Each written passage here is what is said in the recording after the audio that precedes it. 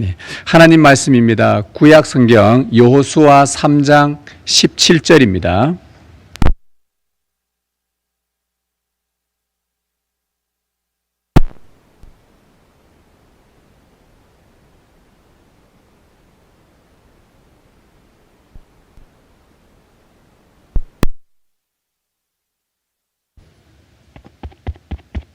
여호수아 3장 17절 말씀을 오늘 두 군데 본문을 보겠습니다. 먼저 여호수아 3장 17절 우리 다 같이 말씀을 읽겠습니다. 여호와의 언약궤를 맨 제사장들은 요단 가운데 마른 땅에 굳게 섰고 그 모든 백성이 요단을 건너기를 마칠 때까지 모든 이스라엘은 그 마른 땅으로 건너갔더라. 아멘. 우리 한 군데 더 보겠습니다. 신약성경 마태복음 3장 13절에서 17절입니다.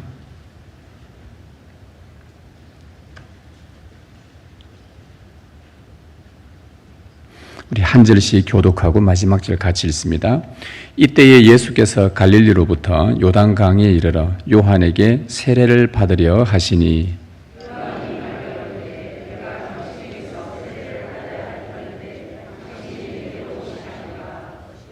예수께서 대답하여 이르시되 이제 허락하라. 우리가 이와 같이 하여 모든 의를 이루는 것이 합당하니라 하시니 이에 요한이 허락하는지라.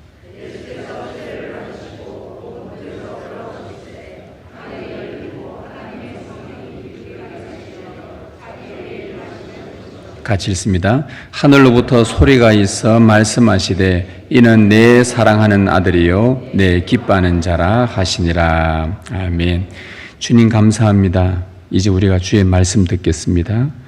이 시간 주의 성령께서 말씀 가운데 임재하시고 이 말씀을 우리가 깨달을 수 있도록 은혜 베푸시고 말씀의 사람으로 살아갈 수 있도록 우리의 마음을 새롭게 하여 주옵소서. 주님 말씀하여 주옵소서. 우리가 주의 말씀을 듣겠나이다. 우리 주 예수님의 이름으로 기도드리옵나이다. 아멘. 교회력, 그러니까 교회 달력이지요. 교회력에 따르면 이번 주는 고난 주간입니다. 예수님의 고난과 십자가의 죽으심을 기억하고 기념하는 주간이죠. 전 세계 기독교는 이 고난 주간에 특별한 시간을 갖습니다.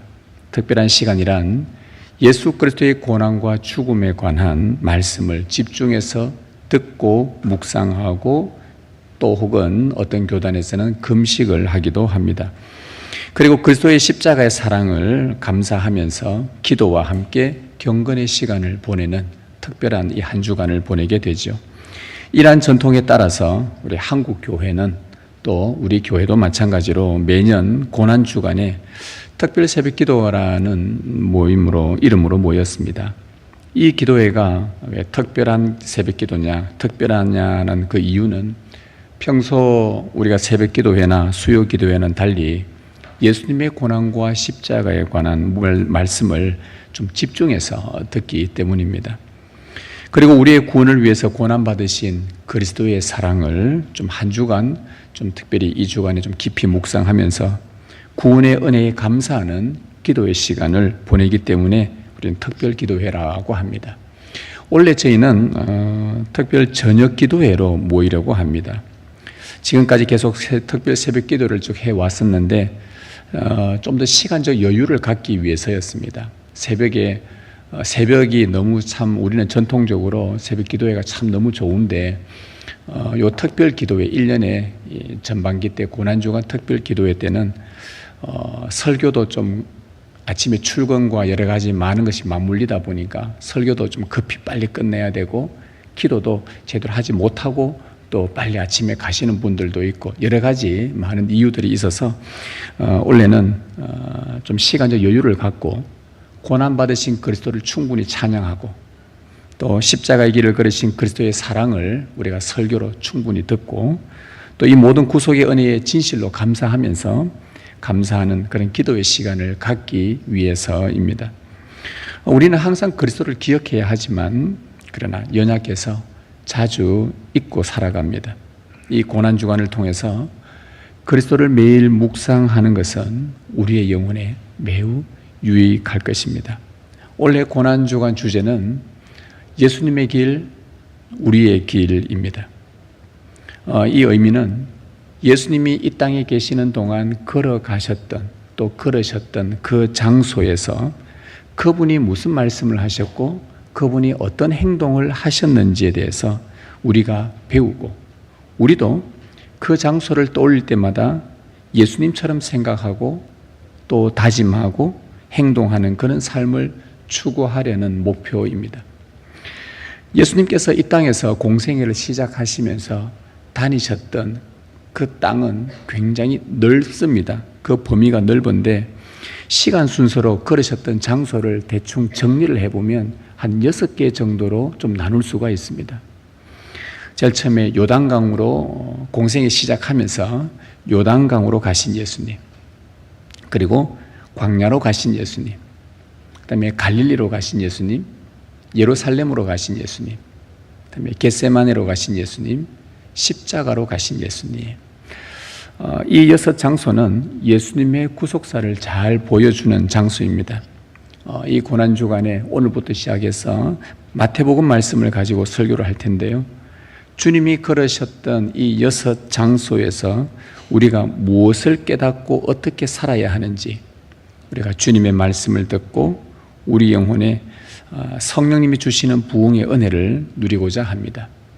오늘 주보에 보면 우리 오후 예배 순서 밑에 보면 고난주간 특별 저녁 기도회 해서 월화수목금 5가지 주님이 머무셨던 그런 장소 중심으로 오늘 본문까지 요단강부터 시작해서 6개로 이렇게 나와 있습니다. 참고를 하시면 되겠습니다. 그래서 오늘 주일부터 시작해서 이 특별 저녁 기도회 마치는 금요일까지 6번의 설교를 할 것입니다. 6군데 장소에서 신이 말씀하시고 행동하신 그리스도를 배우는 귀한 시간이 되기를 바랍니다. 오늘은 요단강으로 가신 예수님입니다. 우리가 지난 주일에 우리는 여호수아 3장 말씀에서 이스라엘 백성이 요단강을 건넜다는 설교를 들었습니다. 옛 이스라엘 백성이 요단강을 건넌 그 사건, 그리고 새 이스라엘의 대표이신 예수님이 요단강에서 세례를 받으신 사건의 이 의미를 살펴보고 그것이 오늘 물과 성령으로 세례받은 우리와 어떤 관련이 있는지, 그리고 언약 백성으로서 우리는 어떻게 살아야 하는지를 상고해 보기를 소망합니다. 그런데 이스라엘 백성들은 요단강을 건넜습니다.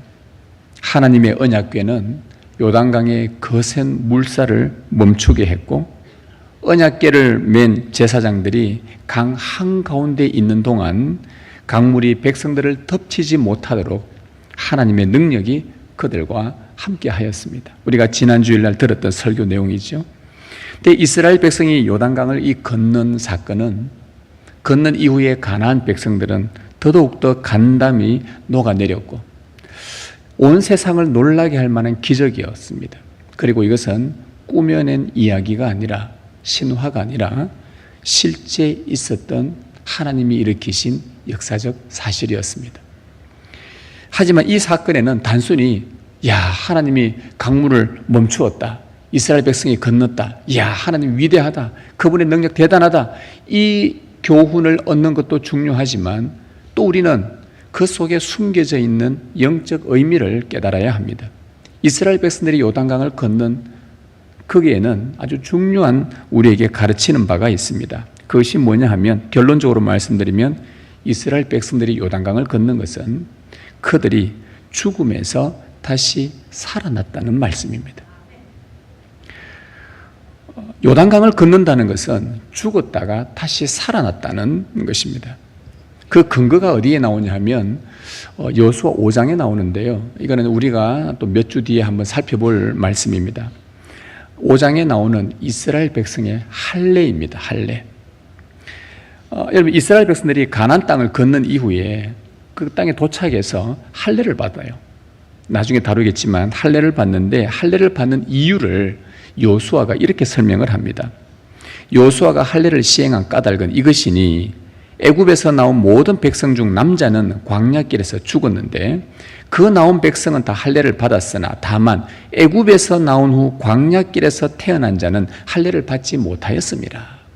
무슨 말이냐면 출애굽했던 출애굽 1세대들은 할례를 다 받았는데 그들은 광야에서 다 죽었습니다. 근데 광야에서 태어난 출애굽 2세대들은 할례를 받지 못했다는 거예요. 그래서 요단강을 건넌 이후에 할례를 받았다. 이 말은 요단강을 건넌 것과 할례는 아주 밀접한 관련이 있다는 뜻입니다. 여러분, 할례는 우리가 잘 알듯이 구약시대에 하나님의 언약 백성이 되었다는 표시입니다. 그 할례의 뜻은 끊어내다, 잘라낸다라는 뜻입니다.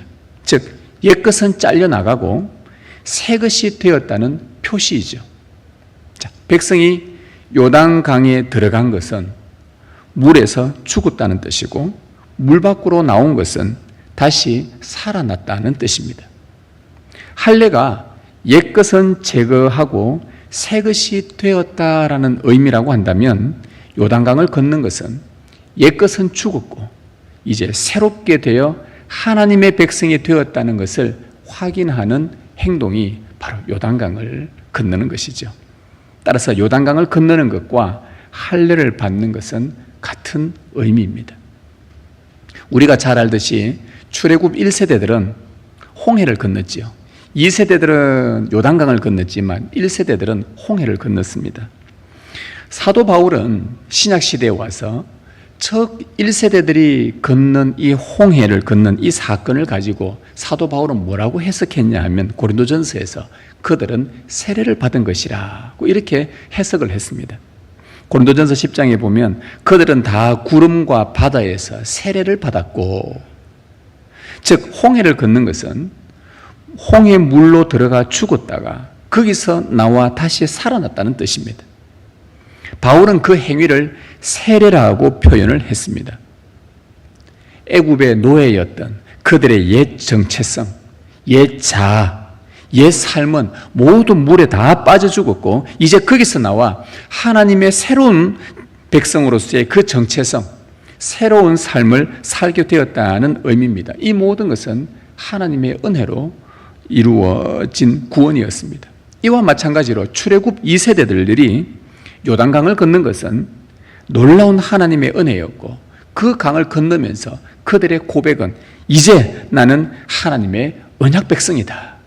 죽었다가 살아났으니 나는 이제 하나님의 언약 백성이 되었다라는 이 정체성을 새롭게 확인하고 하나님의 은혜로운 구원을 굳게 붙잡는 신앙의 행위입니다. 여러분 잘 아시는 나병에 걸린 그 시리아의 장군 나만을 잘 아실 것입니다.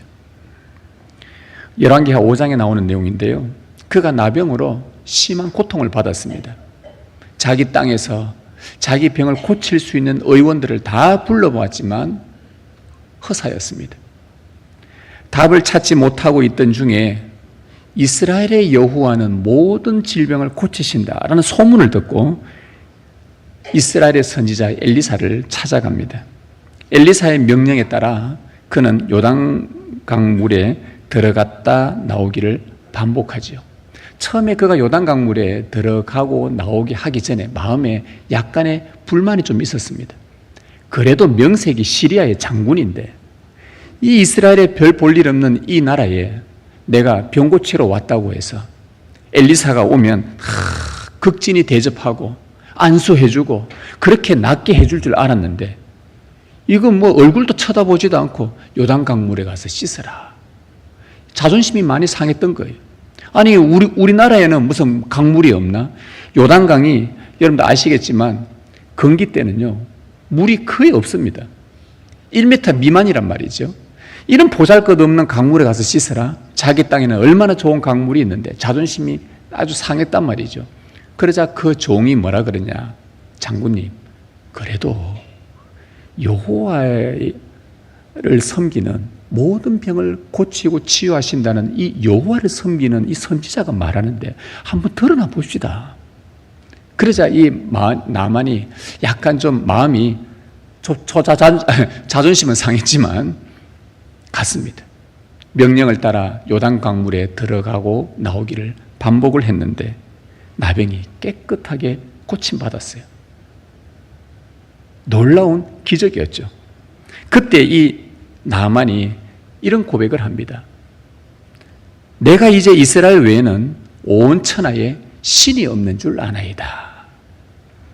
이 고백은 단지 여호와가 이스라엘 부족의 신이 아니라 온 땅의 신이시며 질병과 고통을 치유하고 거기서 해방시키시는 하나님이시며 자기의 죽었던 살을 깨끗한 몸으로 다시 살리시는 창조의 하나님이심을 고백한 것입니다. 그는 완전히 요단강에서 변화되었던 거예요. 자, 그 옛날 이스라엘 백성이 요단강을 건너 죽음에서 다시 살아난 것처럼 그 사건이 있은 지 약 450년 후 시리아의 장교 나만이 똑같은 그 요단강에서 거기에 들어갔다가 나옴으로 나병으로 말미암아 죽었던 몸이 다시 살아난 부활의 몸이 되었습니다. 요단강을 걷는 것은 죽은 자를 다시 살리신 하나님의 은혜로운 역사입니다. 이때부터 이스라엘 백성들 사이에서 이 요단강은 신비한 장소로 여겨지기 시작했습니다. 아, 사람을 새롭게 하는 곳이다. 깨끗하게 하는 곳이다. 뭔가 바꾸는 곳이다. 그 이스라엘 백성들이 요단강을 건너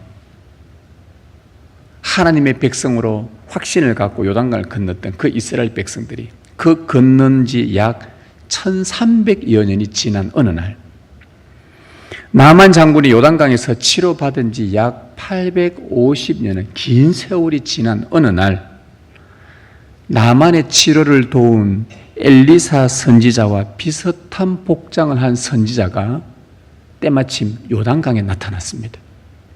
그 선지자 이름이 세례 요한이었죠. 그는 선지자로서 하나님께 받은 말씀을 거침없이 설교했습니다.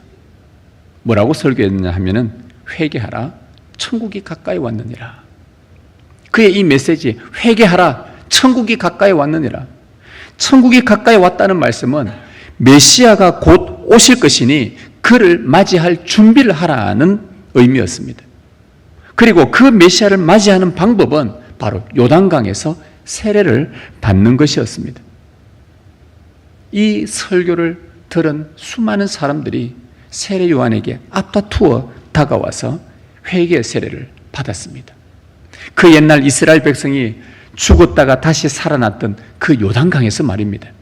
나만이 나병으로 죽었던 살이 부활의 몸으로 다시 깨끗하게 살아났던 그 요단강에서 말이죠. 그때 그 죄인들이 몰려와서 세례를 받는 그 무리들 가운데 예수님도 끼어 있었습니다. 예수님이 세례 요한에게 찾아와서 자기가 세례를 받겠다고 합니다. 죄가 없으신 예수님이 굳이 세례를 받을 필요가 없습니다. 죄인들이 받는 세례를 예수님이 왜 받으십니까? 예수님에게는 죽어야 할 옛사람도 없고 새로워져야 할 새사람도 없습니다. 그분은 죄가 없고 흠이 없는 완전한 의로운 하나님의 아들이십니다.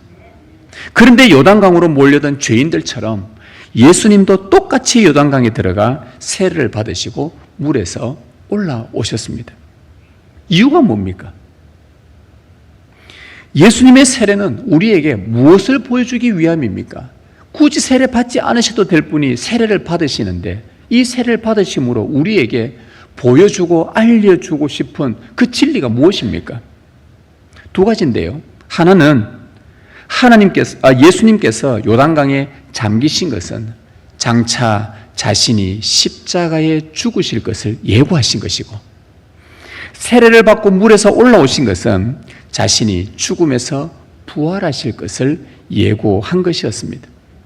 즉 예수님의 죽음은 자기 백성의 죄를 대신하여 죽는 죽음이었고, 예수님의 부활은 자기 백성의 부활을 확증하는 살아남이었습니다. 따라서 예수님의 죽으심과 부활을 예표하는 이 세례는 순전히 자기 백성의 구원을 위한 은혜의 행위였습니다. 그래서 예수님이 세례 받으신 것은 당신이 장차 받을 죽음과 부활을 예고하기 위한 것이 첫 번째 이유였습니다. 그리고 또 한 가지는 뭐냐? 예수님이 세례가 우리에게 보여주는 두 번째 교훈은 세례받은 자들, 예수님처럼 예수님의 이름으로 세례받은 자들을 너희는 이제부터 하나님의 자녀다라고 인쳐주시기 위해서였습니다. 예수님이 세례받고 올라오실 때에 하늘에서 하나님의 음성이 들렸습니다. 이는 내 사랑하는 아들이요 내가 기뻐하는 자로다. 이 음성은 앞으로 그리스도의 이름으로 세례를 받을 자기 백성에게 그토록 해주고 싶었던 하나님의 사랑 고백이었습니다. 하나님은 창세전부터 자기 백성에게 이 고백을 너무나 하고 싶었습니다.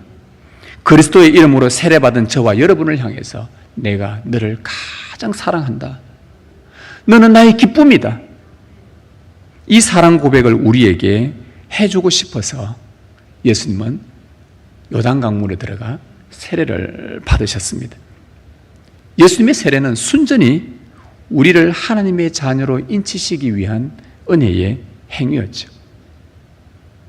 여러분, 옛 이스라엘은 하나님의 언약 백성으로 인침받기 위해 요단강을 건넜습니다. 새 이스라엘의 대표인 예수님은 장차 그분의 죽음과 부활에 동참할 자들을 위해 요단강으로 가서 세례를 받으셨어요. 그렇다면 오늘 이 시대에 살고 있는 지구촌의 모든 사람들은 자신들의 옛 자, 옛 본성, 옛 죄성, 옛 정체성, 우상을 섬기던 옛 삶을 다 끊어버리고 할례를 받는 것처럼 단절하고 요단강에 들어가야만 그들은 새 사람, 새 삶을 살아갈 수 있습니다. 모든 인류에게 공포된 하나님의 똑같은 말씀이었습니다. 예수님이 걸어가신 요단강으로 들어가야만 하나님의 사랑을 받는 백성이 될 수가 있고 하나님의 기쁨이 될 수 있었습니다. 이것은 인간의 마음에 새겨진 유일한 소망입니다. 이 땅의 모든 인생들에게는 하나님께서 영원을 사모하는 마음을 주셨는데 모두가 다 하나님의 아들, 딸들이 되기를 원하는 소망이 있으나 다 헛된 것을 찾아다니고 있습니다. 어디로 들어가야 되는가? 예수님이 요단강에 들어가신 것처럼 거기를 따라 들어가는 겁니다. 그래야만 하나님의 사랑받는 백성이 되고 그분의 기쁨이 될 수 있습니다. 여러분의 마음에 혹시 하나님의 사랑을 받고 그분의 기쁨이 되는 언약 백성이 되고픈 소망이 있습니까? 여러분에게 이런 마음이 있으십니까? 없습니까? 하나님의 사랑을 충만히 받고 하나님의 가장 사랑받는 자가 되고 싶고 하나님의 기쁨이 되고픈 소망이 여러분 마음에 새겨져 있습니까? 그렇다면 여러분은 반드시 예수님이 걸어가신 요단강으로 가야 합니다. 그러면 오늘 우리가 요단강으로 간다는 것이 무슨 의미일까요? 현재 저 이스라엘과 요르단의 국경인 그 물리적인 장소인 요단강으로 직접 가서 우리도 예수님처럼 그 요단강물에 손도 한번 씻어보고 발도 한번 담궈보고 들어갔다 나오라 이 말입니까? 우리가 예수님을 뒤따라 요단강으로 간다는 것은 이게 무슨 의미입니까? 그것은 예수 그리스도와 함께 죽고 예수 그리스도와 함께 살아나는 것을 말합니다. 물과 성령으로 세례를 받아 그리스도와 함께 죽고 그리스도와 함께 살아나는 것을 뜻합니다.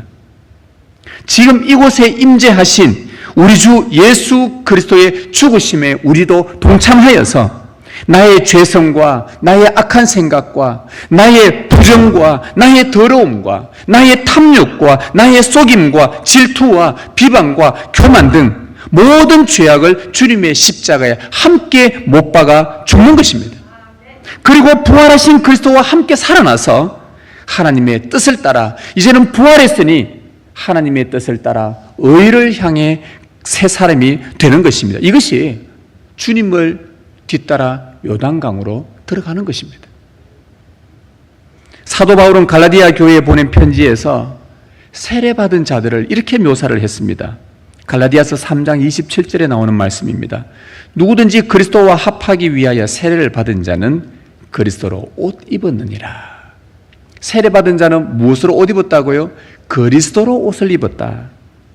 여러분, 경찰 제복을 입으면 경찰의 일을 한다고 다들 생각을 합니다.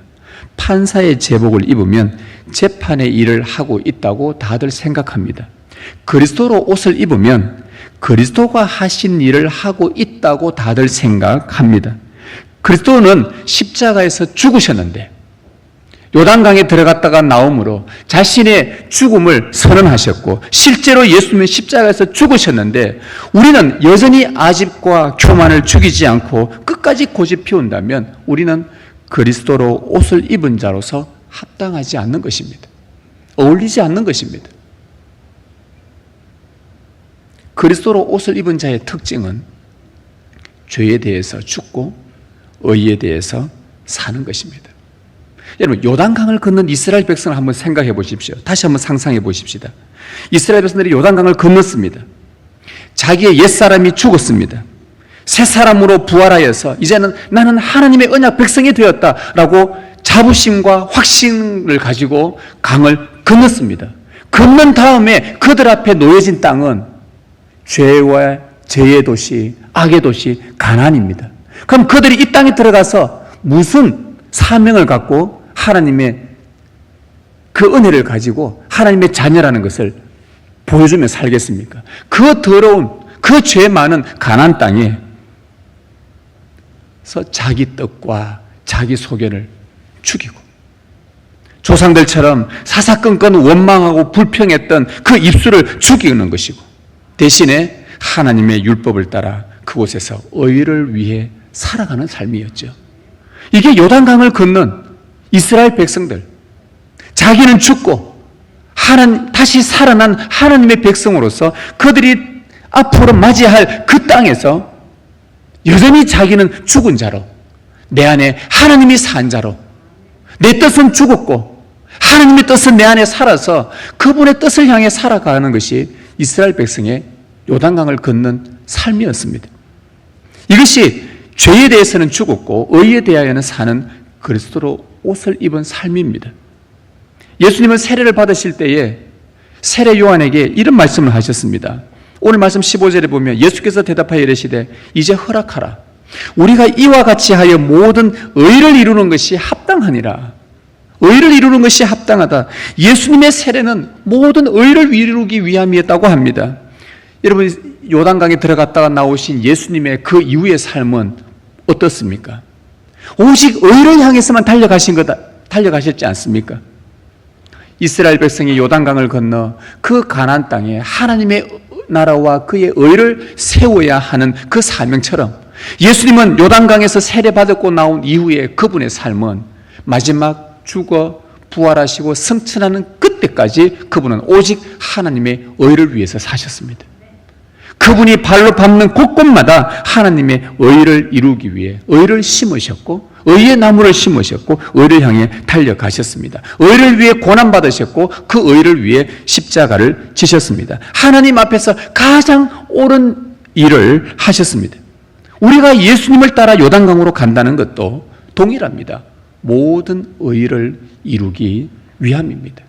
우리가 세례받은 것도 모든 의를 이루기 위함이라는 말씀입니다. 그래서 우리는 요단강에 예수님을 뒤따라 들어간다는 말은 우리의 삶이 새 사람이 되었으니 이제는 더 이상 죄에 대해서는 죽었으니 의에 대해서 살아난 자로 살아가는 삶이라는 것이죠. 그래서 사도 바울은 로마서 6장에서 우리에게 길게 이렇게 권면을 합니다. 한번 들어보십시오. 사도 바울이 우리에게 말해주는 권면입니다. 죄에 대하여 죽은 우리가 어찌 그 가운데 더 살리요?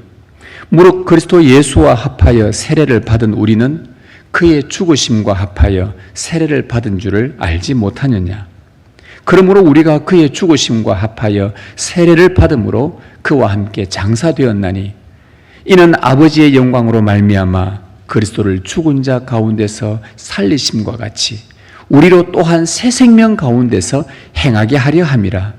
만일 우리가 그의 죽으심과 같은 모양으로 연합한 자가 되었으면 또한 그의 부활과 같은 모양으로 연합한 자도 되리라. 우리가 알거니와 우리의 옛사람이 예수와 함께 십자가에 못 박힌 것은 죄의 몸이 죽어 다시는 우리가 죄에게 종노릇 하지 아니하려 함이니 이는 죽은 자가 죄에서 벗어나 의롭다 하심을 얻었습니다. 만일 우리가 그리스도와 함께 죽었으면 또한 그와 함께 살 줄을 믿노니 이는 그리스도께서 죽은 자 가운데서 살아나셨음에 다시 죽지 아니하시고 사망이 다시 그를 주장하지 못할 줄을 알미로라. 그가 죽으심은 죄에 대하여 단번에 죽으시며 그가 살아계심은 하나님께 대하여 살아계심이니 이와 같이 너희도 너희 자신을 죄에 대하여는 죽은 자요 그리스도 예수 안에서 하나님께 대하여는 살아있는 자로 여길지어다. 그러므로 너희는 죄가 너희 죽을 몸을 지배하지 못하게 하여 몸의 사욕에 순종하지 말고 또한 너희 지체를 불의의 무기로 죄에게 내주지 말고 오직 너희 자신을 죽은 자 가운데서 다시 살아난 자 같이 하나님께 드리며 너희 지체를 의의 무기로 하나님께 드리라. 죄가 너희를 주장하지 못하리니 이는 너희가 법 아래에 있지 아니하고 은혜 아래에 있음이라. 이게 바울이 우리에게 준 권면입니다. 성도 여러분, 이것이 그리스도로 옷을 입은 자요 죄에 대하여 죽고 의에 대하여 사는 삶입니다. 예수님은 우리가 이렇게 살도록 돕기 위해 친히 요단강으로 가셨습니다.